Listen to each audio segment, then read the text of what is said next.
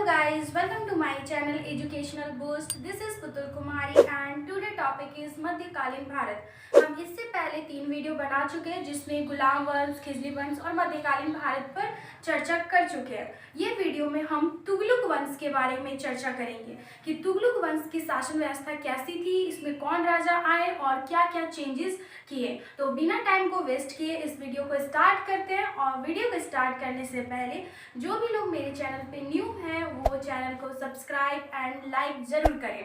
तो और वीडियो को लास्ट तक देखें और जो भी डाउट हो वो कमेंट में पूछें। और वीडियो कैसी लग रही है आप लोगों को कमेंट कर जरूर बताएं। तो तुगलक वंश जो है वो 1320 से 1414 तक इनकी शासन काल थी। तो इसमें सबसे पहले राजा आए थे गियासुद्दीन तुगलक।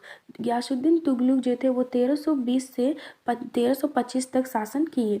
तो सबसे पहले कि तुगलक वंश की स्थापना गाजी मलिक ने की थी और इस वंश की स्थापना गियासुद्दीन तुगलक के नाम से प्रसिद्ध हुई। गियासुद्दीन तुगलक के नाम से प्रसिद्ध हुई और गाजी मलिक ने इस वंश की स्थापना की थी।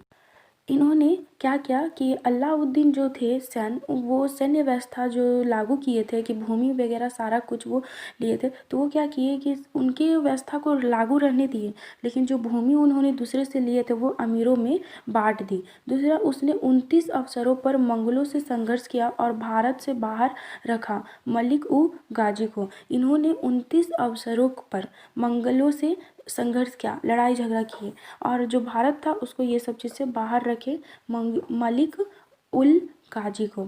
वह प्रथम सल्तनत शासक था जिन्होंने नहरों का निर्माण एवं सिंचाई के लिए करवाया था। ये जो थे वो प्रथम ऐसे सल्तनत शासक थे जिन्होंने नहरों का निर्माण सिंचाई के लिए करवाया। गियासुद्दीन तुगलक के बाद आए मोहम्मद बिन तुगलक, जिन्होंने 1325 से 1351 तक शासन किए। इन्होंने जुन्ना खां मोहम्मद बिन तुगलक के नाम से गद्दी पर 1325 में बैठा। इन्होंने जुन्ना खां और मोहम्मद बिन तुगलक के नाम से गद्दी पर 1325 में बैठा, 1325 ईस्वी में बैठे। उसके बाद इतिहास में वह बुद्धिमान व मूर्ख शासक के रूप में भी प्रसिद्ध हुआ। जो मोहम्मद बिन तुगलक हैं इन्हें इतिहास में मूर्ख शासक के रूप में भी प्रसिद्ध किया गया। इन्होंने क्या किया कि कर वृद्धि, अकाल एवं जो प्लेग, जब ये कर में वृद्धि करे थे उसी समय अकाल एवं प्लेग की रोग फैल गई थी। फिर इन्होंने राजधानी में परिवर्तन किए, दिल्ली से देवगिरी बनाए, दिल्ली को देवगिरी बनाए और सांकेतिक मुद्रा जो थे सोने चांदी तांबे इसको चेंज कर दिए तांबे और कांसे में। जो सोने और चांदी के सिक्के थे उनको तांबे में इन्होंने तांबे और कांसे में चेंज कर दिया। फिर खुरासन अभियान इन्होंने चलाया जो कि मध्य एशिया में चलाया गया। और कराची अभियान इन्होंने कुमाऊं पहाड़ियों के लिए चलाया, कुमाऊं पहाड़ियों में चलाया। फिर इन्हें पागल, रक्त पिसाऊ, स्वप्नशील आदि भी कहा गया। उसके बाद ये कृषि के विकास के लिए इन्होंने बहुत सारे काम किए। तो उस चीज़ को भी देखते हैं हम लोग।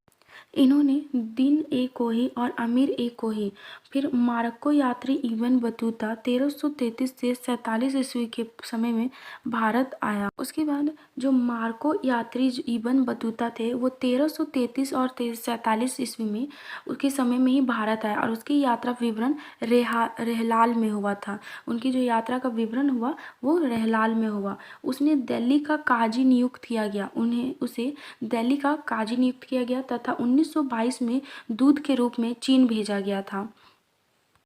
उसके बाद उन्होंने दक्षिण भारत में विजयनगर एवं बहमनी राज्य की स्थापना BMBT के समय ही हुई। उसकी मृत्यु पर बड़ा मुनि लिखता है कि अंततः लोगों को उससे लोगों से मुक्ति मिल गई।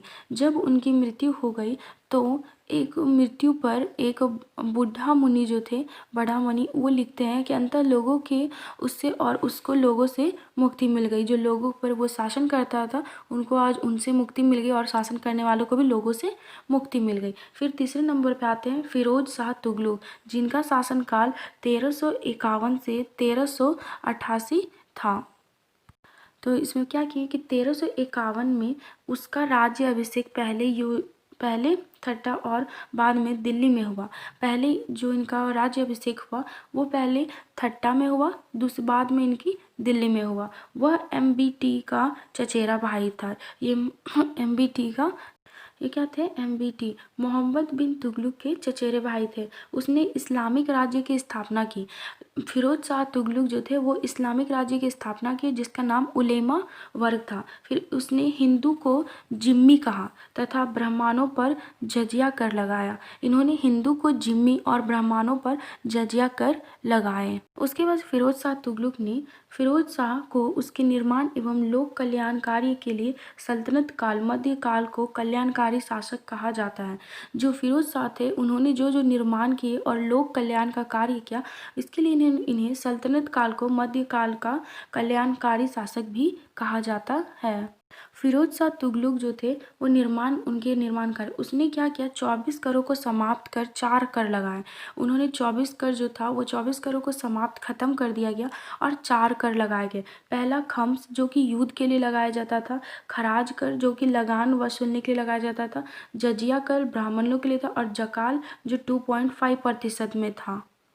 उसके बाद इन्होंने क्या किया, दीवान ए बंदगान दास 1,80,000 तक के, फिर दीवान ए खैरात जिसमें आर्थिक सहायता दिए और दारुल खफा में खैराती अस्पताल बनवाए। फिर ये लोक निर्माण का भी विभाग में काम किए। नगर में 3,000 हिसार, फतेहाबाद, जौनपुर, फिरोजाबाद प्रमुख थे। इन्होंने 300 नगर बनवाए जिसमें से ये सब फेमस थे, हिसार, फतेहाबाद, जौनपुर, फिरोजापुर, ये सब सारे फेमस जगह के नाम थे। फिर उन्होंने 5 नहर और बड़े नहर बनाए और तालाब कुएं भी बनवाए। फिरोज शाह तुगलक ने उसने हक ए सर्श नामक सिंचाई कर लगाया जो कि 1/10 चौथाई था। फिर उन्होंने 1200 नए फलों का बगान लगवाया, 1200 नए फलों का बगान लगाया। फिर अनुवाद विभाग की स्थापना की है। फिर उसके समय में मुख्य वास्तुकार मलिक गाजी सहना थे। उसके समय में मुख्य वास्तुकार जो थे वो मलिक गजी सहना थे। उसने सिक्कों पर खलीफा का नाम लिखवाया। उन्होंने क्या किया कि जो सिक्के थे, जो वहाँ पे कर सिक्के चलते थे, उस पर खलीफा का नाम लिखवाया। उन्होंने क्या किया कि उसने मेरठ एवं टोपरा से अशोक स्तंभ को दिल्ली लाया।